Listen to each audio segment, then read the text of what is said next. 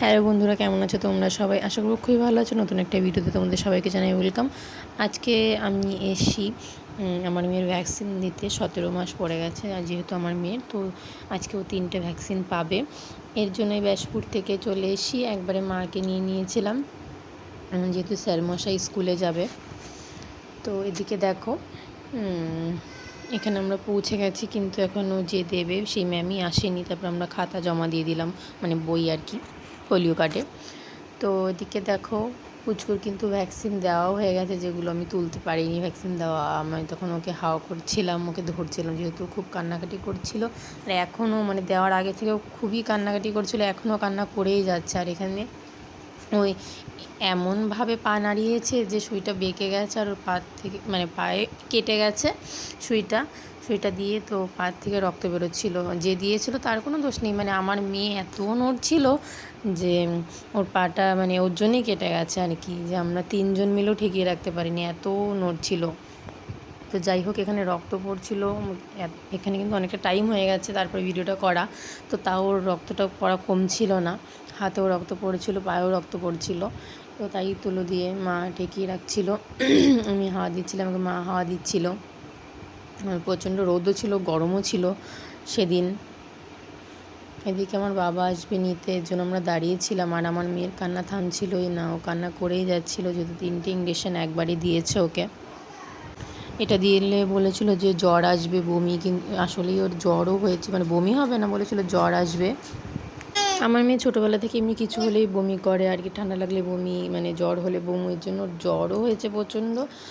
এসছে আর কি, সন্ধ্যাবেলা থেকে জ্বরও এসেছিলো, আর বমিও করছে। জ্বর হলে তো বমি করবেই, ও মানে না খেয়েই থাকছে আর কি, খেলেই ও বমি করছে, এর জন্য না খেয়ে রাখছিলাম। তো যাই হোক, এদিকে ভিডিওটার কথা তোমাদের বলি। এদিকে দেখো, আমার বাবাও চলে এসেছিলো, তাই দেখে ও আবার বলছিল দাদা দাদা। তো আমার বাবা আবার গাড়িটা ঘোরাতে গেছিলো। তো আমার ভিডিও যদি তোমাদের ভালো লেগে থাকে তো অবশ্যই লাইক সাবস্ক্রাইব করে দিও আমার চ্যানেলটাকে, আমার পাশে থেকো। আমিও তোমাদের চেষ্টা করব তোমাদের পাশে থাকার, ভিডিও দেখার। তোমরা কারা কারা আমার ভিডিও দেখেছো এবং ভালো লেগেছে অবশ্যই কমেন্ট করে জানিও, তা নাহলে আমি বুঝতেই পারবো না যে তোমরা আদৌ দেখেছো, তো তোমাদের প্রোফাইলেও আমি ঢুকতে পারবো।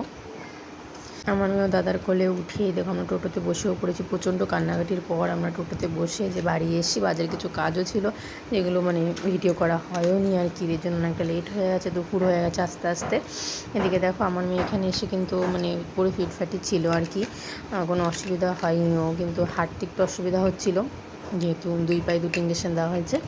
তো এদিকে দেখো কিন্তু খেলা করছিল আর কি, আমার দাদা ছিল, আমার মা ছিল, আমার ঠাম্মা ছিল, ওদের সাথেও খেলা করছিল আর কি, দুষ্টুমি করছিল। ও করে না মা। তো আমার মেয়ে কিন্তু প্রচণ্ড দুষ্টুমি করে, আমার আর কি খুব মানে দুরন্ত আর কি, মানে ছটফটে আর কি। কাদের কাদের ঘরে এরকম এক একটা পিস আছে অবশ্যই কমেন্ট করে জানিও, তারা কী কী ফেস করো। এদিকে দেখো, আমার একটা জুতো ফেলে রেখে চলে গেছে, সেটারই ভিডিও আমি করছিলাম। তোমরা বুঝতেই পারছো আমি যখন ভয়েস দিচ্ছি তখন আমার মেয়ে পাশে চলে এসে আর কি। তো এদিকে দেখো, আমার মেয়ে একটা জুতো পরেই পিছলা খেয়ে গেছে, যেহেতু আগের দিনের তো বৃষ্টি হয়েছে আর আমাদের উঠোনটা পিছলা হয়ে গেছে। এবার মা ওকে কোলে তুলে নিল। তো এদিকে দেখো, ও কিন্তু হ্যান্ড ওয়াশ দিয়ে হাত ধুতে পারে, সেটার জন্যই মা ওকে ওদিকে নিয়ে যাচ্ছে। এবার হ্যান্ড ওয়াশ দিয়ে ওকে হাত ধুয়ে দেখাতে বলছিল আর কি আমার মা। হ্যান্ড ওয়াশ দিয়েও দিয়েছে ওর হাতে। এদিকে দেখো, হ্যান্ড ওয়াশ কী করে ইউজ করতে হয় শিখে নাও আমার মেয়ের কাছ থেকে। আমরাও এত ভালো ইউজ করতে পারি না আর কি। তো এই দুষ্টুমি দেখে টেখে আমার বাবাও চলে এসেছিলো।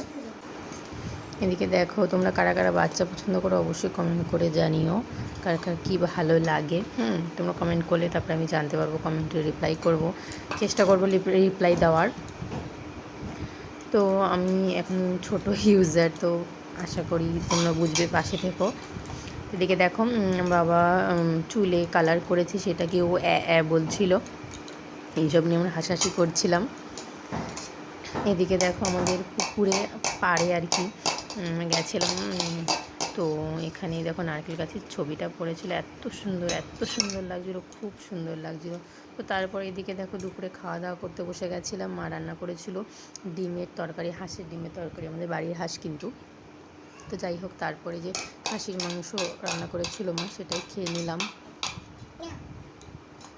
তো তোমরা কারা কারা হাঁসের মাংস আর খাসির মাংস খাও অবশ্যই কমেন্ট করে জানিও। অনেকেই খাসির মাংস খায় না, আবার খায়। এদিকে দেখো আমি জগদ্ধাত্রী পুজোর প্রসাদ খেয়ে নিচ্ছিলাম, আমার দাদা নিয়ে এসেছিলো আমার জন্য। আমি খিচুড়ি খেতে খুব ভালোবাসি। তো টাটা বন্ধুরা, ভালো থেকো।